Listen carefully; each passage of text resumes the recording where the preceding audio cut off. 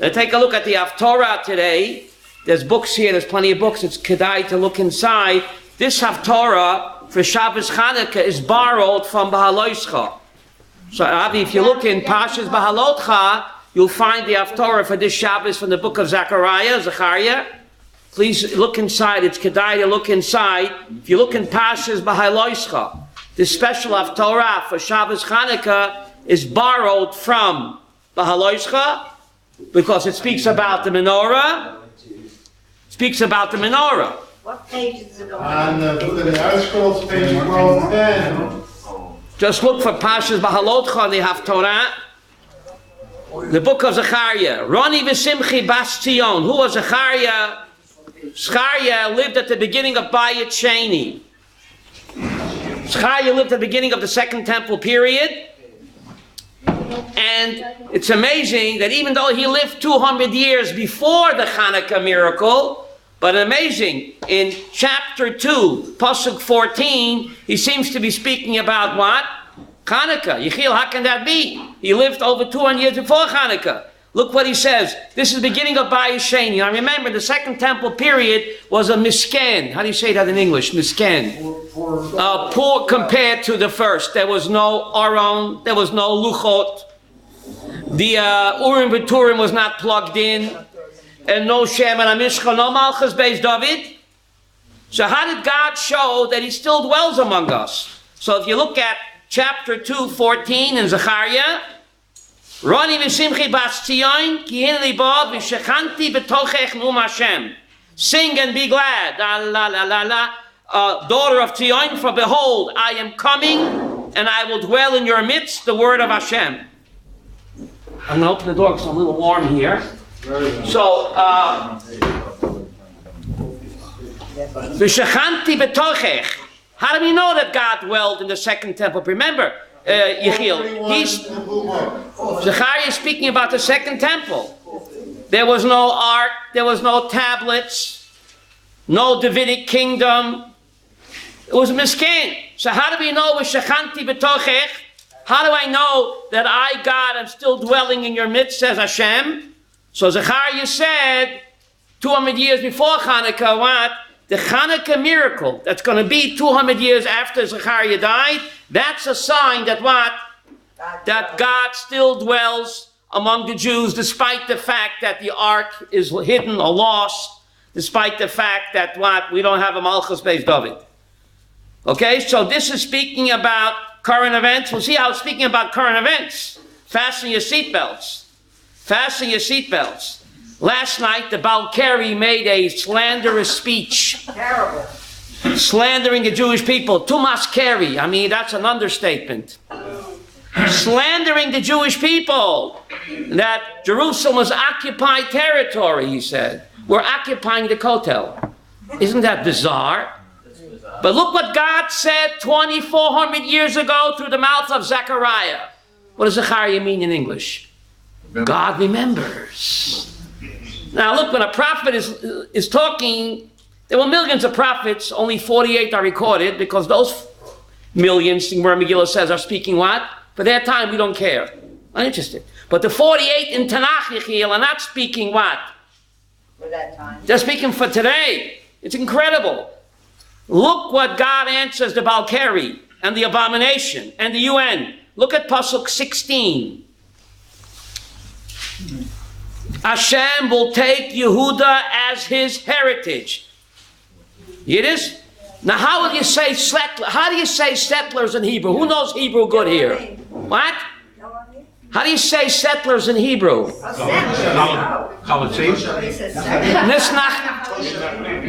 Nisnachlim. Mitnachlim. V'nochal Hashem es Yehuda. Isn't that incredible? Yehuda, you know Hebrew. A settler is called a mitnachel, right, Abi? A settler is called mitnachel. What's the root? Nachal. You couldn't make this up. From 2,400 years ago, Yechiel, God is speaking to the settlers. V'nachal Hashem et Yehuda chelko. Balkari, shut your mouth. Hashem gave his heritage to Mitnachlim. Chelko, his chelik. Al Admas HaKodesh, on the Holy Land, Ubachar Od Berushalayim. And God will once again choose Jerusalem for whom? For the Mitnachlim. Shelley, it's incredible. The Nachal. Huh? How does Balkari know this is this week's Haftorah? Could you send it to him? Look at 17. If you don't look inside, Maddie, you think I'm hallucinating. Look at 17. I want you to send it to Kerry. Has kol basar b'pnei Hashem. Shut up. Kol basar, what does kol basar mean? The UN, the abomination, the Balkari. Has, shut up. We don't want to hear your nonsense, says God. B'pnei Hashem. Shut your mouth, b'pnei Hashem. For God is aroused from his holy abode. God is going to get you. Alfie. Koinky Dinky, last night the Balkari. And here God is telling him in the Haftorah from 2,400 years ago that the Nochal Hashem et Yehuda, God gave Yehuda and Yerushalayim to Mitnachlim. You don't need any Bible codes, Yehuda. You don't need Bible codes. Has kol basar, shut up. All flesh. UN, EU, B'pnei Hashem, because God will be aroused his anger against you. Isn't that incredible? I mean, Alfie, I can't believe it. Every week the Haftorah speaks to what? The current events. It's just incredible. They had to give you material for this week. That's right. I don't know what to talk about, Emmanuel. So thank God Balkari made the speech last night. So Rabbi Yaakov Sinai, it's incredible. You see the Haftorah in front of you? You kedai to look in. What? It's kedai to look in. Okay. Now, let's go to chapter 4 in Zechariah and see again how it's speaking to current events. Chapter 4 in Zechariah.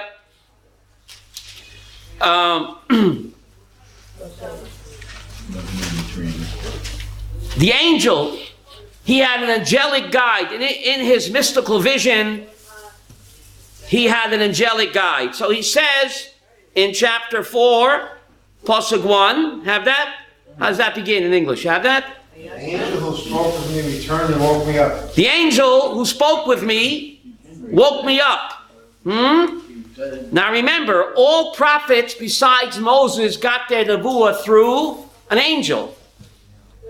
The only prophet that God spoke directly without an angel is Holy Moses. Okay? That's Rambam's opinion. So the angel was speaking to me and he said to me, what do you see? Sarah, what do you see in Pasuk 2? What did he see? Chapter 4, 2. You have it? And I see there's a menorah made entirely of gold, right? With its bowl on top, 7 lamps on it, and there are 7 ducts for each of the lamps on top, right? Chapter 4, Pasuk 3. There are 2 olive trees over it. In this mystical vision of a giant gold menorah, there were 2 olive trees, right, flowing into the bowls of the menorah, one on the right bowl and one on the left. They don't even have to squeeze it. What's it all about? What's the message, Alfie? Fasten your seatbelt. What's the message here? There's a pasuk in Pashas Emor about the menorah, Katit Lamor. In order to get the precious light of the olive, you have to beat, crush, and pound the olive in order to extract what? The oil, right? So Zechariah says, I don't understand what's this vision, right? What is he saying, Pasuk 4? What are these, my Lord? In the angel in Pasuk 5, you have that? It says to me, don't you know what these are? And he said, no, excuse me, what's this vision with this giant gold menorah, with these 2 giant olive trees flowing in, right? So what does he say to him? The very famous verse in verse 6, right? He spoke to me and he said, this is the word of Hashem, not through army and not through strength, but through my spirit, says Hashem, master of legions. Lo b'chaya v'lo b'koach. The Jews were outgunned, outnumbered in the Chanukah miracle and in Jewish state in 48. The Arabs had tanks and planes and artillery. We had seltzer bottles. British We had seltzer bottles and what? And one Davidka. Ooh, we had one Davidka, right? The Vitka, the cannon that made, right? So what's the message over here? The Jewish people are compared to what? Olive oil. But in order to get the olive oil, the Torah tells us in Pashas Emor, katit lamor. You have to beat, you have to crush, you have to pound the olive, chanoch, in order to get the precious olive oil to give light. Is the olive being punished? You're taking the pure olive, you're crushing, pounding, and beating it. You're not being punished, but you can't cut it. Cut it means crushed and beaten, lamor. What does lamor mean? To give the light. If you don't crush, pound, and beat the olive, you can't get the precious light. The message is, we are God's olive. We are God's olive. We're not being punished. God tells Isaiah 60, V'holchu goyim la'orech. The nations of the world have to walk by your light. And we have to be or lagoyim. We have to be the light unto the nations. We are God's precious olive oil to give light. But the catch is, in order to get the precious olive oil, first you got to beat, crush, and pound the olive. So the Jewish people suffer. It's not a punishment. It's the laws of physics. Because whatever's true, Yechiel, in the physical world, is certainly true what? In the spiritual world. You can't get the precious katit lamor. You can't get the precious light unless you beat, squeeze, pound the olive. And the Navi here is telling us that we are not being punished with all the tzaras. We are God's precious olive oil. Isaiah 60, V'holchu goyim la'orech. All the nations will have to walk in our light. But before we're being a light unto the nations, Sarah, we have to be a light unto ourselves. Right? We have to do the right thing. Right? Now what does it mean? Look again, Pasuk 3. Have the Yud of chapter 4, 3, Zechariah. 2 olive trees, right? 2 olive trees are near it, one to the right of the bowl and one to the left. Well, thank you very much. Why do I need to know that for? What's the message? Both the right and the left must enlighten the UN. Wow. Oh. They are coming together. Both the right and the left. Get it, Masha? Oh, yeah. You're moving up the neshama of your husband. Moving on up. You have to have that in mind. Yiddish, Isaiah, Ischariah, it's GPS. The right and the left, both the right and the left must enlighten, get it? Enlighten the UN. How? How? Hashem plays the trump card. Alf, you paid to come today? Hashem plays the trump card. After the Balkari speech last night, what did Trump Twitter? He said, Yidden chazak v'yamatz, be strong, Yidden. I have your back. When the Balkari's out of office and the abomination, things are going to be a change around here. There's a new sheriff in town. That's what he tweeted last night. I know, he read the Haftorah. I don't know. He read the Haftorah. That God is playing the trump card. It's just incredible. It is incredible. He came from nowhere. When he started his campaign, Emmanuel, he thought it's a practical joke. God has a sense of humor. Because God is playing dreidel with the American elections. Get it, Alfie? Otherwise, there's no way that this man from nowhere, right? But he said there's a new sheriff in town. Yidden, chazak v'yamatz, he said. His daughter is, religious. She probably told him to say the words, chazak v'yamatz. Chazak v'chazak v'nischazek chazak. Huh? He's taking flack from anti-Semites for wishing they happy. Kerry and Obama stewing in their juices. Let them stew. That's pretty interesting, right? Do you know Yes. that Carrie's grandparents or great-grandparents were Kohanim, That's and right. they converted to Catholicism? There's a verse in Isaiah, Machrevayich Merasayich Mimech Yetzeyu. Rabbi Yaakov Sinai, you know that pasuk in Shayo? Machrevayich Merasayich Mimech Yetzeyu. Your worst destroyers, your worst corruptors will come from your own loins. Right. We see that. Micah. We see that. J Street. Right? The worst corruptors. Peace Now. They're the ones that call up the State Department. It's not a Peace Now. When a Jew builds a porch in Pisgat Zev, where I live, they call up the State Department. You know what the Jews did? They built a porch in Pisgat Zev. Terrorism!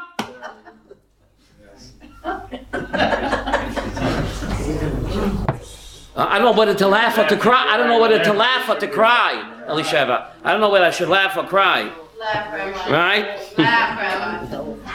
Okay. Let's look at the Parsha and see current events in the Parsha. Right? Parshas MiKetz.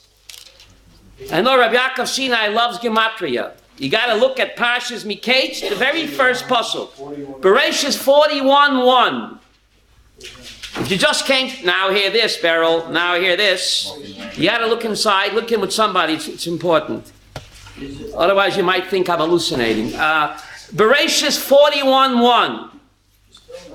Bereshis 41:1. Vahi MiKetz Shnatayim Yomim. It was at the end of 2 years. Uparoi Cholem. And Paroi was dreaming. Dream a little dream of me. Leah, what's the message over here? I need to know Pharaoh dreamed 3,700 years ago. Shirley, what's going on over here? So the Kabbalah teaches, the Bnei Yissaschar, my great-great-grandfather, wrote a Kabbalistic work on the Chagim called Bnei Yissaschar. He says that MiKetz means the end. Right, Rav Yaakov? Upare Cholem. At the end of a person's life, when he dies, life will be like what? Cholem. A dream. Who said life is but a dream? La la la la la la. Says the Zohar. The Zohar. Bnei Yissaschar, based on the Zohar. MiKetz, at the end of a person's life, Cholem. It'll be like a dream. And therefore, the Goyim call a funeral awake. Yeah. Isn't that incredible? Why did Goyim call a funeral awake? Does it make any sense? Because the Zohar says when you die, you wake up from your dream. Beryl, isn't that incredible? So the Goyim awake makes sense. Right? That's amazing. Isn't that incredible? Everything comes from us. Upare Cholem. At the end of a person's life, it'll be a chulim. And when a person dies, he wakes up. And the Talmud says the 3 questions that a person is asked on the day that he dies. Before the trial begins, there are 3 questions that are asked. What are the 3 questions, Rabbi Yaakov? MiKetz. MiKetz are the 3 questions. Sarah, fasten your seatbelt. MiKetz is an acronym. CIA, IRS, Masha, maybe FBI.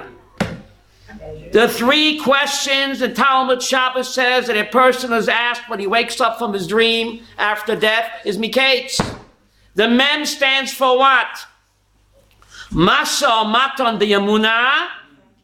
Were you honest in your business affairs? Mem stands for Masa Umatan. Masa Umatan, what does that mean?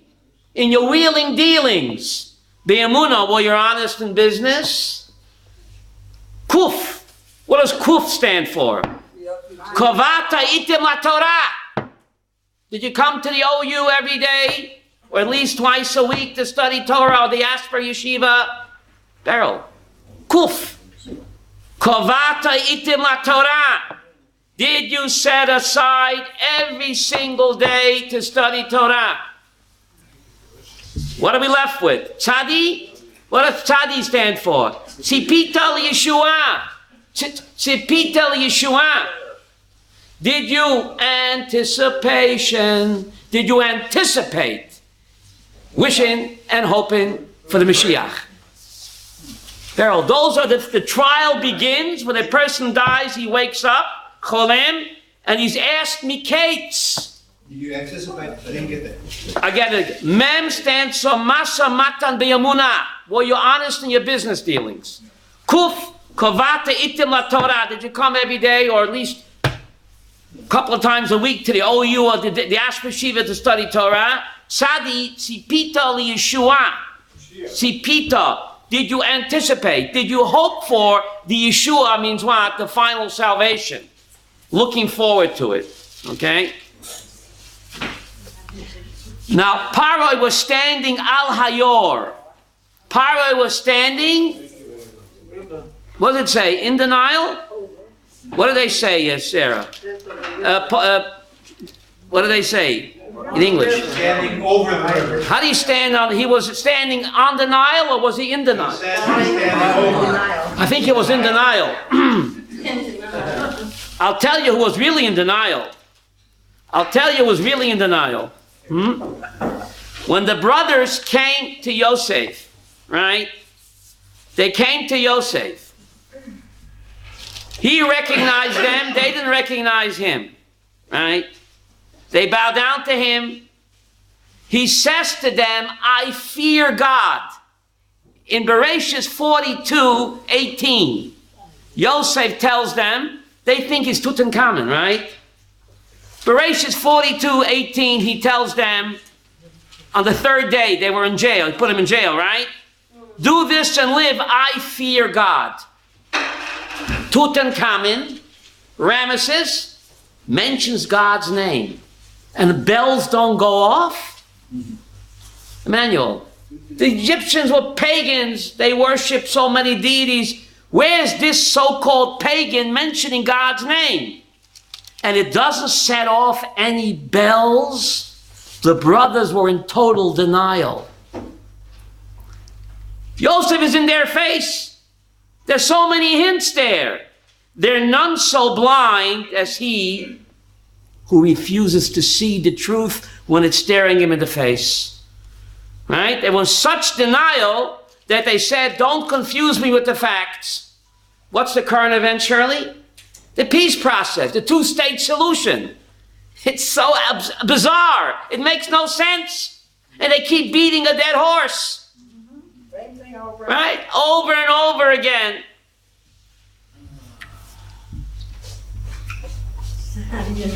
In denial. Just like the brothers, right? A person can delude himself and live in an illusion, right? Like with the two-state solution here, and beat a dead horse, and the brothers were in total denial. He mentions God's name, and it doesn't set off any warning bells. Very strange, right? But that's how a person can fool himself. Now, when Yosef interprets the dream, right? Interprets the dream, Yosef says, Bereshit 41:16, Yosef says, Biladai, it's not me. God will answer Pharaoh's dream. Yosef says, Biladai, it's not my wisdom, it's not my smarts, all my talent, what? Comes from Hashem. The question is, why is arrogance such an evil trait? Well, the Jewish people, the righteous, they're all known to be so humble. And the worst trait, the granddaddy of all sin, is gava, or arrogance. Why is it so bad? Why can't I be about God? Why is it such a bad midah? The Vilna Gaon wants to know why. The Vilna Gaon says because kavod is the hana of the neshama. Kavod is not like eating a steak or drinking a bottle of wine. When a person wants kavod, is it a physical pleasure, Avi? It's not like drinking a bottle of wine or eating a donut. It's totally a hana of the neshama. It's a spiritual pleasure to get honor. So the Vilna Gaon says that spiritual pleasure of getting honor, that belongs in Olam HaNeshamot. Why is it such a terrible sin to be arrogant in this world? You're taking the honor of the soul in Olam Haba, and you're degrading and cheapening it, and you're wasting it to impress people in this world. You hear? Kavod, honor, that has to do with Olam HaNeshamot. That belongs in the spiritual world. It's not a physical pleasure. So to take that spiritual pleasure of honor and kavod and waste it and cheapen it to impress people is degrading it. And therefore it's such a terrible what? Sin. So that's why Yosef said, Beladai, it's not my talents. It all comes from a Kodesh Baruch Hu. Right? It all comes from Kodesh Baruch Hu. That's the message.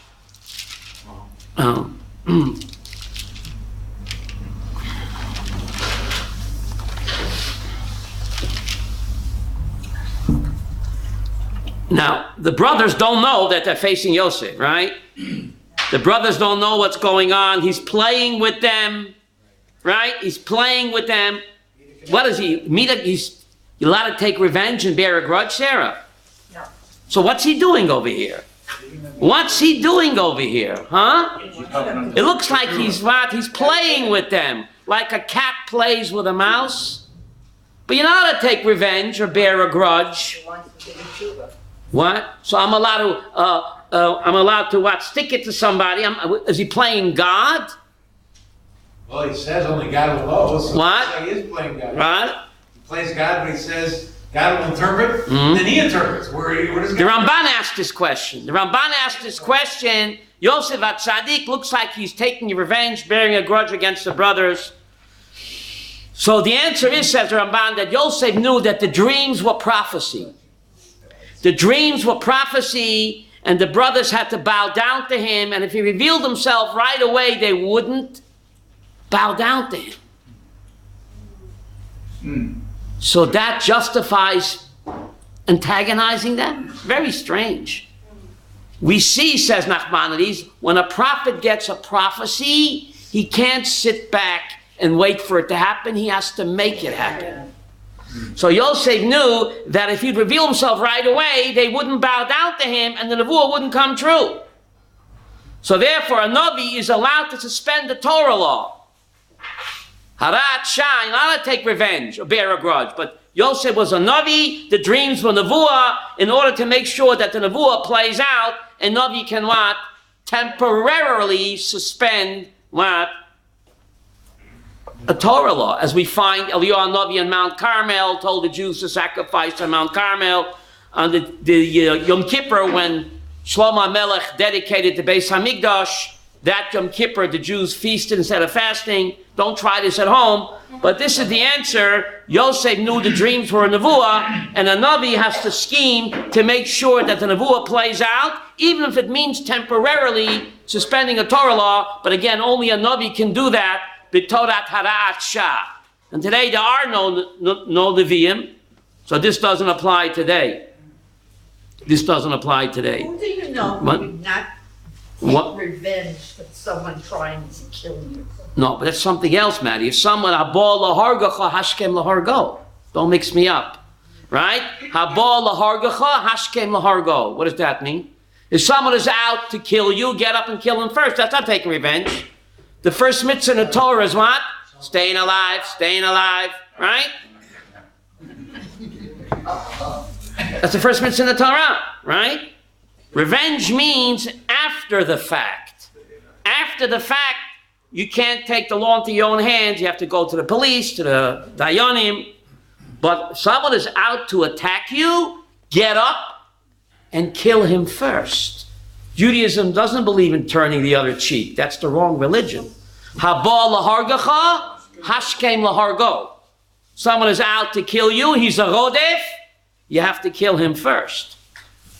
But it's just incredible in the Parsha here, in Bereshis 43, verse 11. Again, Hadas Parshas MiKetz always falls out on Chanukah. What's the tie-in? Bereshis 43, 11. Okay, let's try to tie in Chanukah to a subtle tie-in. Bereshis 43, 11. So Yaakov is telling the brothers, you go down to Egypt, bring a nice present to Tutankhamen, so he'll be nice to you, right? Chu mizimrat haaretz, right? Of Yaakov, chu, what's the next word? Mizimrat haaretz. So Rashi says, Miturgam, Mishtabach ba'ara. A Jew has a duty to what? To sing the praises of Eretz Yisrael. La la la la la. Yaakov is telling his kinderlach. Who are his kinderlach? Us. He's only speaking to his sons, would be the Torah. We have a duty to sing the praises of Eretz Yisrael. So how does it tie into Chanukah? This is my chidush. I think you'll like it. So Yaakov is teaching the Jewish people that you always have to sing the praises of Eretz Yisrael. Chanukah, the Rambam says, is the most precious mitzvah of all, which is strange, Dave. It's not even a Torah mitzvah. He said the most precious mitzvah of all. He doesn't give a reason why. If he would, I'd be unemployed. So he only says the most precious mitzvah of all. He doesn't say why, Yochanan. Doesn't say why. Strange, not even a Torah mitzvah. Most precious of all. So I think it's because it's the only miracle yontif that took place in Israel. Where did Pesach take place? That's right. Where did Sukkot take place? In the desert. Shavuos, Matan Torah in the desert. The only miracle yontif that took place in Eretz Yisrael is Chanukah. And that's why, in my opinion, the Rambam calls it the most precious mitzvah. Because the Chanukah miracle, which took place here, and the only yontif that took place here, unlike Purim that took place where? In Babylon, Long Island, right? Or in Persia. So by observing Chanukah, we are singing the praises of Israel. That's why Parshas MiKetz always falls out on Chanukah. Mizimrat ha'aretz, when you light the menorah, the Rambam says the most precious mitzvah of all, because it's the only Yontif Chag that took place where? In Eretz Yisrael. We have to appreciate that. What does the dreidel say? Nes Gadol Haya Po. In Borough Park it says Sham. In Crown Heights it says Sham. Over there, over there. Nes Gadol Haya Po. It's the only miracle, Yochanan, that took place what? Splitting of the Red Sea took place in Chutz La'aretz. The giving of the Torah took place in Chutz La'aretz. The magic clouds of glory took place where? Chutz La'aretz. Purim, Chutz La'aretz. Chanukah is the only miracle that took place here. We have to sing about it. Bereshis 43:11. Therefore, MiKetz is always read what? My Chiddush. I think you'll like it. Okay. Pretty interesting, huh? Why do they say Yisrael instead of Yaakov? Yaakov, he has two names. You know that Yaakov has two names. Mostly they talk to him about him as Yaakov. God calls him sometimes Yaakov, sometimes he calls him Yisrael. Good question, Masha. You ask me a question, I'll give you an answer. Yaakov, God calls him Yaakov when he's speaking to him as a private person. There's a person, a human being that was called Yaakov, his personal doing. God speaks to him as on a personal matter, or one-to-one. He's called Yaakov. When he speaks to him as Yisrael, he's not just talking to him, Beryl. He's speaking to whom? Israel. The nation of Israel. Yaakov, the individual. Yisrael is the founder of Yisrael. So he has this dual role. Therefore, surely he has two names. Change the name to protect the innocent? No. Yaakov is a personal individual called Yaakov, who had his own life, his own happenings. But when God calls him Yisrael, he's speaking to him not just as an individual, but as the founder of Am Yisrael. What does Yisrael mean? It means Sar El, Prince of God. It also means Yishar El, to be straight with God. You ask anybody for directions in Israel, they tell you Yishar, Yishar, Adasof. Right? Beryl, Yishar El. We have to be straight with God. Right? Straight with each other. How do you straight with God? If you're straight with each other, right? Then we're straight with God. Now, just amazing that in this week's parsha, the Torah calls them, the end of MiKetz, you look at MiKetz, the parsha that we're reading, Bereshis 43:15.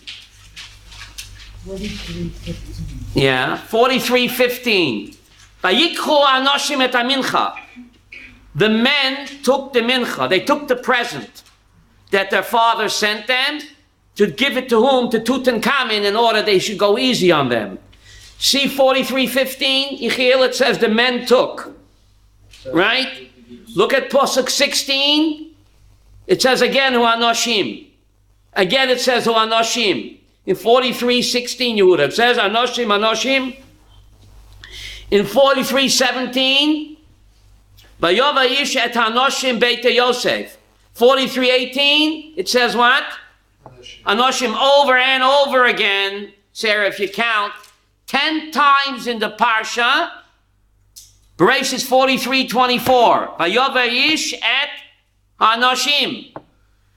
In Bereshis 44:1, you have the word of Anoshim again. Anoshim 10 times in the Parsha. They're not called the sons of Yaakov, Rabbi Yaakov. They're not called the brothers of Brother Joe. 10 times they're called the Anoshim. The Torah is so economical on words, Maddie. It isn't even an extra letter. How come the Torah goes out of the way to call Joseph's brothers or Anoshim, Nachamul, in Nachamul, 10 times? Fasten your seatbelts. Anoshim 10 times. Instead of, they should have called them what? Joseph's brothers, the sons of Jacob. Over and over, he says Rabbeinu B'chai, Al Pi Kabbalah, based on the Zohar, they're not called Achei Yosef, B'nei Yaakov. They're called 10 Anoshim. Centuries later, they're also called 10 Anoshim. They're the 10 martyrs who were murdered by the Romans. The 10 martyrs who were the reincarnated souls of the brothers. Because in Jewish law, you kidnap and sell a fellow Jew, you're chayiv mitah. The brothers never paid for their crime. And Yosef never said, I'm moichel you. Beinu B'chai said, he never said the words, I'm moichel you. He never said that. He says, am I in God's place? God will settle up with you. Look what he says later on when he reveals himself. It's God's business. He never says, I forgive you. So Rabbeinu B'chai says, based on the Zohar, it's written 10 times on Anoshim, not brothers of Joseph, that they became the 10 great martyrs who were murdered by the Romans during the Chorban Bayis Sheni, because they were the reincarnated souls of what? Of the 10 brothers. You can pay me now, you can pay me later. Kidnapping and selling a fellow Jew into slavery is capital punishment. And the brothers never got their punishment, so centuries later, they were reincarnated at 10 Anoshim into the 10 martyrs to pay for the crime. You know, we read the account of the 10 martyrs, Rabbi Avram, twice. Once on Yom Kippur and once on Tisha B'Av. In the Slichot on Tisha B'Av and in the Avodah Musav on Yom Kippur, we read the account of the 10 martyrs. But if you count, both times, they're only what? There are only 9 there.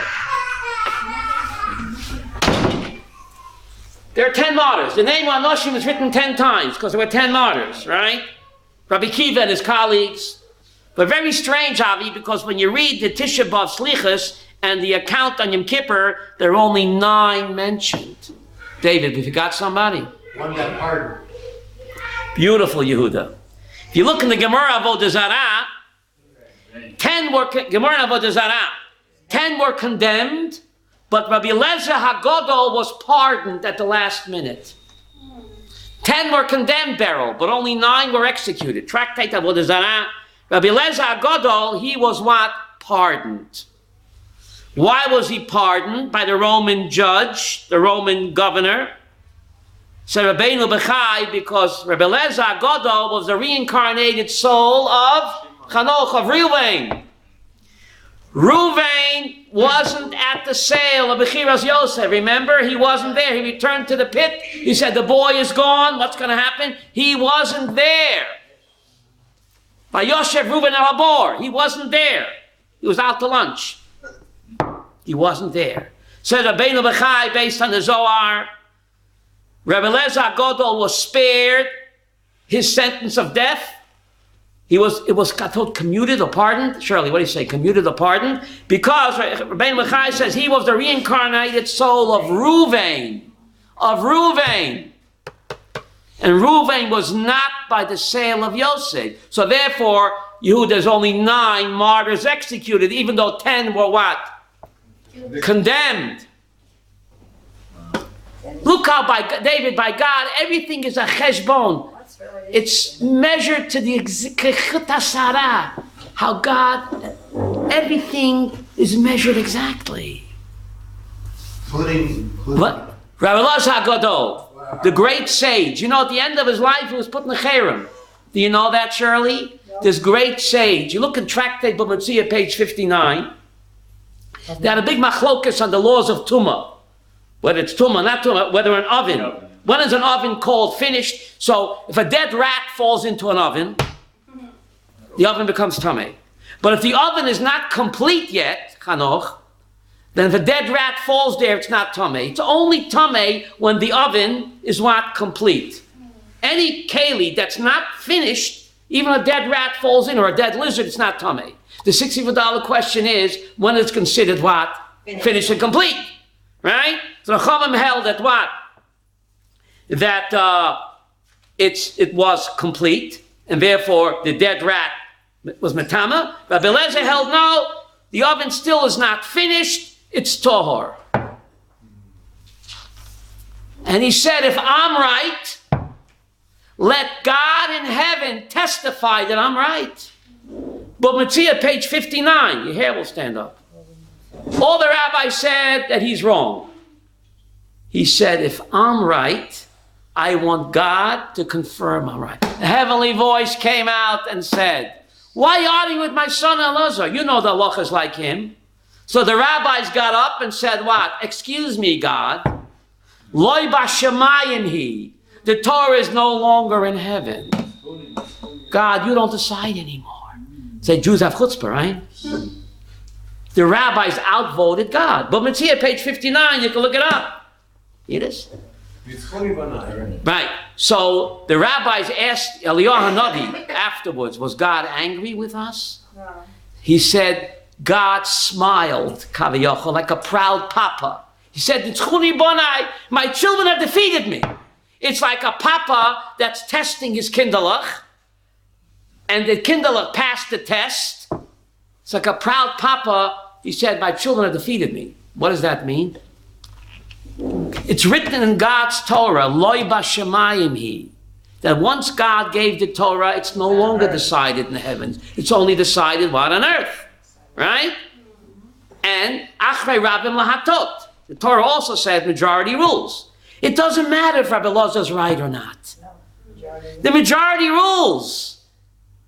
The rabbis knew that. God was testing them. Will they cave in? Or will they stand by your principles? God, you said the Torah is no longer in heaven, the book of Deuteronomy. In the book of Exodus, you said majority rules. Doesn't matter if the guy is right. So God was only said that Rabbi Elazar is right, even though he was right. It doesn't change the fact that we decide halacha. Majority rules. So God was proud of the rabbis that they didn't buckle. They didn't cave in. Like a proud papa that the kids stood up for what's right. But the rabbis were very upset with Rabbi Elazar HaGadol. He had no right to call God as a witness. He says, God is my witness. You have no right to do that. The halachas decided what? On earth. And because he did that, they put him in cherem. This great rabbi. What does that mean? Cherem means excommunication. Kicked him out of the game. They excommunicated this great rabbi. And all his Talmidim couldn't stay within 8 feet of him. Couldn't get an aliyah in shul. Nobody talked to him, this great rabbi. And he died in cherem. So Rabbeinu Bachai says, why did this great sage suffer such a terrible humiliation? He was a reincarnated soul of whom? Reuven. Reuven was not part of the sale. But Chazal say the brothers said anyone that reveals the secret that Yosef is alive, will put him in cherem. Reuven accepted that cherem. Now he's put in Cherem. The brothers swore that anyone that will tell Yaakov that Joseph is alive and where he is, we're going to put him in Cherem. So Reuven accepted that Cherem. So Mida Keneged Mida, he accepted the Cherem of the brothers by not revealing the truth to Yaakov, sparing him all that agony. So therefore, centuries later, he got reincarnated as Rabbi Elazar Gadol. He was put in Cherem. Why did Joseph accept it? What? Why did Joseph? Why did Joseph have to accept? That's a good question, right? But that's another issue. But you see that God's justice. See, we only see a small piece of the pie, what's a person's lifetime.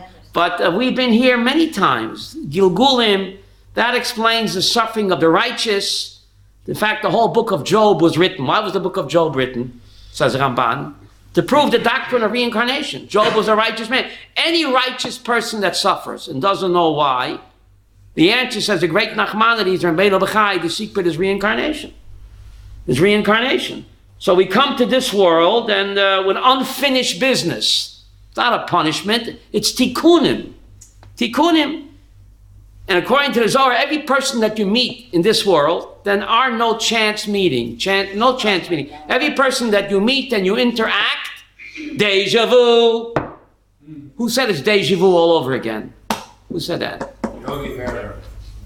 So all of us have met before. David, we all met before. We have unfinished business, and we're helping to do each other's tikkun. Have a wonderful Shabbos Chanukah. On Sunday, we have a special shir. Is Yehudit the Esther of Chanukah? Is Yehudit the Esther of Chanukah? That's this Sunday at 2 o'clock. The heroine of the Chanukah story is Yehudit. Why she doesn't get the publicity of Esther? Okay, thank you. Shabbat Shalom and Barak.